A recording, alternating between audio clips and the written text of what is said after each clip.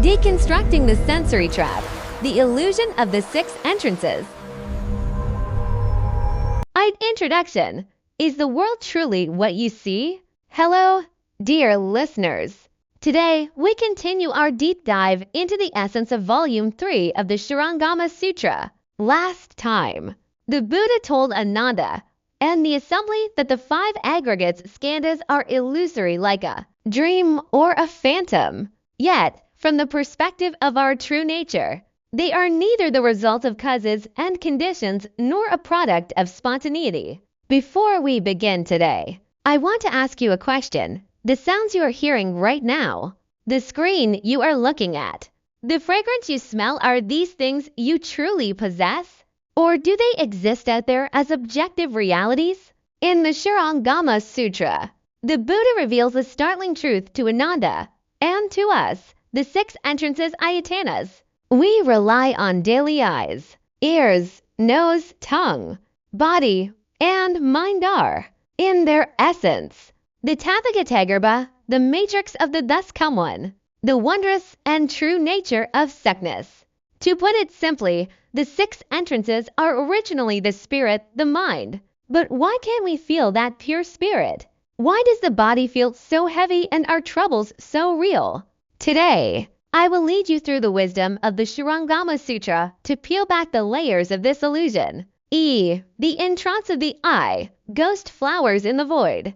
The Buddha gave Ananda a very vivid example. Ananda, it is like a person with tired eyes who stares fixedly at the void. The eyes and the fatigue are both the fatigued state of the bodhi staring fixedly. In other words, Ananda, imagine someone staring at the empty sky without blinking.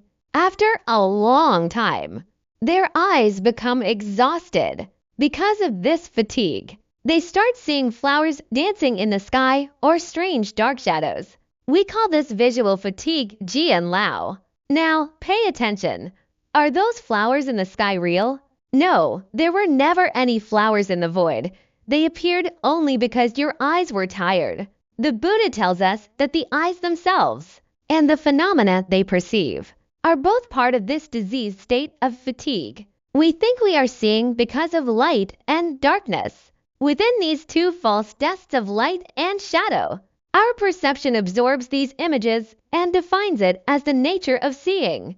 But if you separate seeing from light and darkness, does it have any substance of its own?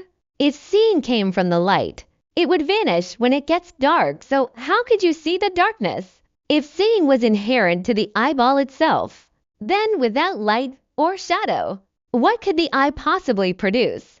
Therefore, we must realize the entrance of the eye is illusory. It is a karmic existence yu created by our repeated habits and definitions. It is like a dream, essentially the Tathagatagarbha, yet neither born of conditions nor of nature. The entrance of the ear, secrets in the tinnitus. Next, the Buddha spoke of the ears. If someone plugs their ears tightly with their fingers, the ears become fatigued, and they hear a sound inside their head.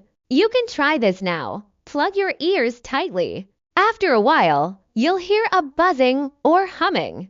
This sound and your ears themselves are both states of fatigue, because we are constantly trying to distinguish between moving sounds and still sounds. We create an illusion of a real hearing nature. We absorb these dusts and remember the traces of movement and stillness. The Buddha says, this hearing, if separated from movement and stillness, has no substance. If hearing came from stillness, it would die when there is movement. So how could you hear sound? If hearing grew out of the ear itself, then in the absence of sound or silence, what would the ear be hearing?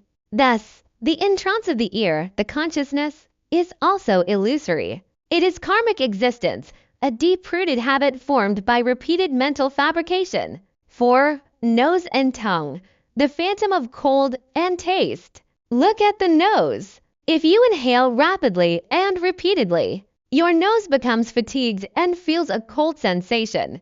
Based on this touch, you distinguish between clear and blocked, or fragrant and foul. This is also a fatigue state of the spirit. If you separate smelling from the phenomena of air flowing or being blocked, where is your smelling nature? It doesn't come from the void, nor the nose itself. The tongue is the same. If someone licks their lips constantly, the tongue tires.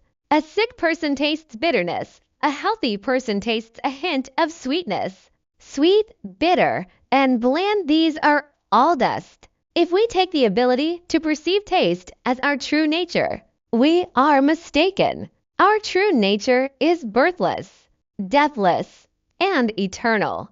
But your taste sensation exists only when there is sweetness or blandness. Without those flavors, that sensory awareness vanishes. The essence that perceives everything, the spirit, is real, but the entrance of the tongue is just a phantom created by repeated fabrication. The same applies to the body and the mind. Via 12 bases to 18 realms, all is defined. After the 6 entrances, the Buddha expands this to the 12 bases, the 6 organs plus 6 dusts, and the 18 realms. Organs plus dusts plus the 6 resulting consciousnesses. What are these things? Really, I will tell you in the plainest words. They are originally the spirit.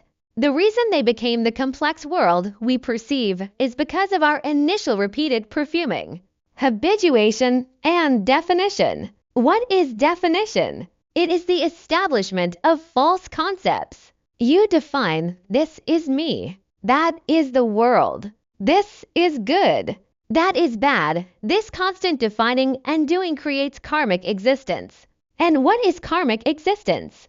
It is like a dream, like a mirage. VI the 7 elements. The universe is spirit. Finally, the Buddha speaks of the fundamental building blocks of reality, the 7 elements: earth, water, fire, wind, space, perception, and consciousness. Ananda, you may not realize that these 7 elements are also originally the spirit. The spirit is naturally pure. It is the substance of the universe. But due to our habits, we fabricate concepts upon this pure mind, turning it into solid earth, flowing water, hot fire, and moving wind. It is like taking water from the ocean and freezing it into different molds. The ice shapes vary wildly, but the essence is always water. Our bodies and our world are just ice cubes defined by our karma. 7 are conclusion, bubbles in the ocean. At the end of this teaching in the Shurangama Sutra, there is a powerful scene. When Ananda and the assembly heard the Buddha's words, they were suddenly enlightened. They realized that their spirit pervades the entire universe. Looking back, the world they once thought was vast now seemed like a single grain of fine sand. Their own bodies, which they once cherished so dearly, appeared like a tiny bubble in a vast ocean. Everything that exists is the spirit manifesting according to karma. Dear listeners, I share this today hoping you can stop for a moment amidst your busy defining. Do not be fooled by your eyes or your ears. When you realize that all of this is fatigue and karmic existence, only then can you truly experience that birthless, deathless, and pure spirit. As the sutra says, they gain what they never had before, and their minds became expansive and clear. Thank you for listening to the wondrous Dharma of the Shurangama, shared by the Australia Buddha's Path Association. May this wisdom bring you peace. Until next time.